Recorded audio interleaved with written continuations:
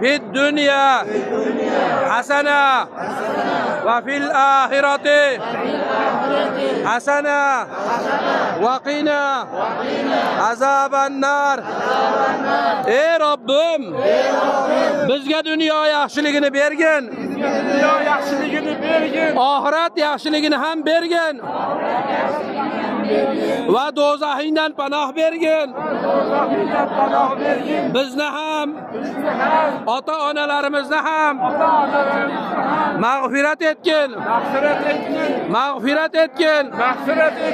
Robbana atina fid dunya hasana va fil oxirati hasana va qina azaban nar.